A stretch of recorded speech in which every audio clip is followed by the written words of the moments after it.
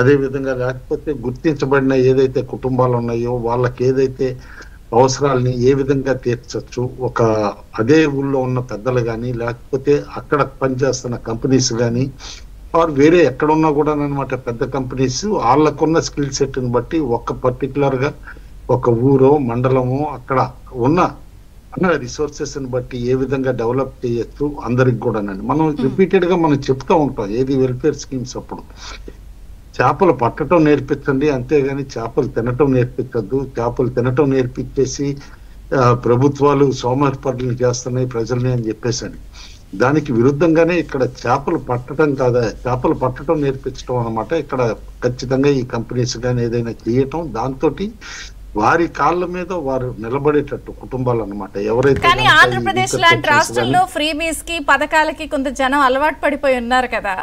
ఇప్పుడు మళ్ళీ మీరు ఉపాధి ఇస్తాము, సాంకేతిక పరిజ్ఞానం కల్పిస్తాం, మిమ్మల్ని జీవితంలో పైకి తీసుకొస్తాం అంటే యాక్సెప్టెన్స్ ఉంటుందా? సరే మీ లక్ష్యం మంచిదే, డిఫికల్టీస్ ఉన్నాయని చెప్తున్నారు, అర్థమవుతుందా?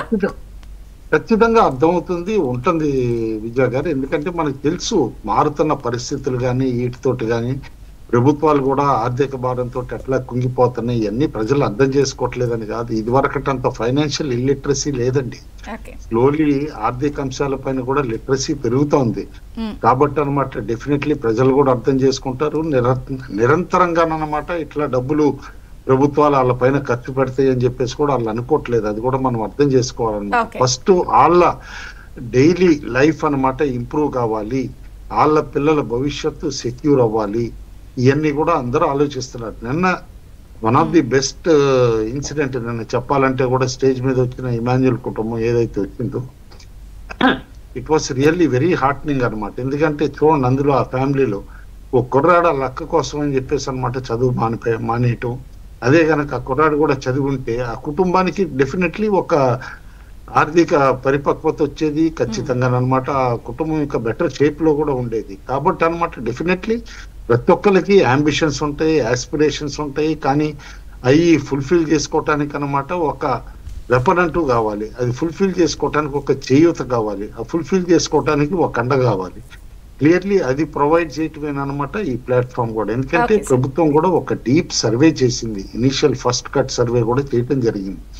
అందులో ఎవరు మార్గదర్శకులుగా ఉండగలరు అనేది ఒక 10% ఆఫ్ ది పాపులేషన్ ఐడెంటిఫై చేయటం. అదే విధంగా ఎవరు బంగారు కుటుంబాలుగా, బంగారు కుటుంబం అనే పేరు కూడా కాన్షియస్ గా ఎందుకు పెట్టడం జరిగింది, ఎందుకంటే ఆ కుటుంబాలు ఇంతవరకు బంగారం చూసి ఉండకపోవచ్చు, కానీ వారిని ఆ విధంగా తీర్చిదిద్ది పైకి తీసుకురావటం అనేది ఏం కాబట్టి అనమాట దాన్ని ఐడెంటిఫై చేయటం.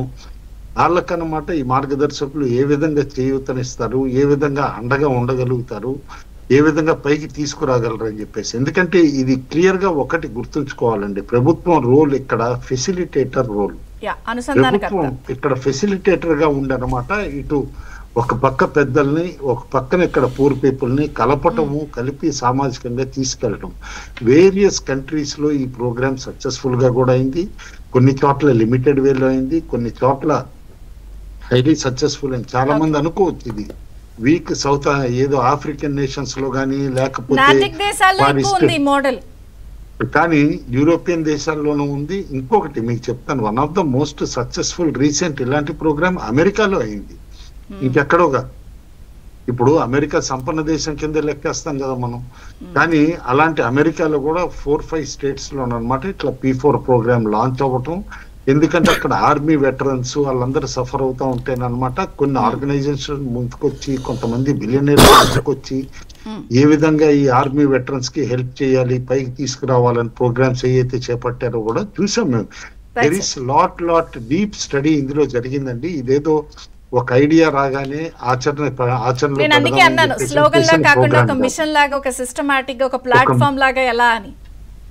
ఖచ్చితంగా మిషన్ మోడ్ లోనే తీసుకెళ్ళటం జరుగుతుందండి. ఎందుకంటే రూపురేఖలు మారుతాయి, రాష్ట్రాన్ని ప్రజల్లో సఖ్యత పెరుగుతుంది, ప్రజల్లో ఓవరాల్ గా అనమాట ఒక హ్యాపీనెస్ అనేది ఇంప్రూవ్ అవుతుంది. మనం చూస్తున్నాం భారతదేశంలో కోఆపరేటివ్ మూవ్మెంట్ అనేది కూడా మన దగ్గర మన దేశంలో ఎప్పుడో పుట్టుకొచ్చింది. ఆ కోఆపరేషన్ అనేది అనమాట మధ్యలో ల్యాక్స్ అయింది. 90